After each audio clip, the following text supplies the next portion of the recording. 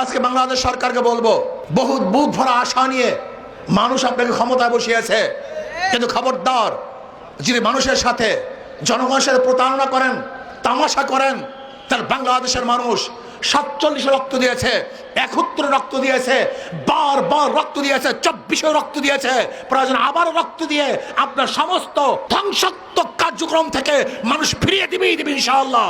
আমরা মনে করছি যে এই বাংলাদেশকে ভারতের করদ রাজ্য বানানোর জন্য তাদের যে দীর্ঘদিনের প্রয়াস, এটা এখনো থামে নাই।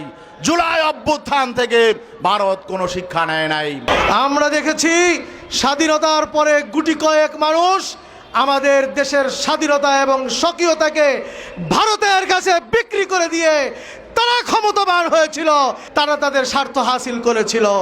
জুলাই যদি না হতো বর্তমান সরকার হতো না।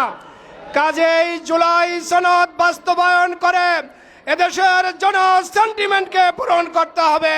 কিন্তু আপনারা যদি পায়ে পাড়া দিয়ে ঝগড়া বাঁচাতে চান, তাহলে আমরাও কিন্তু আন্তর্জাতিক আদালতে আপনাদের বিরুদ্ধে যেতে বাধ্য হব।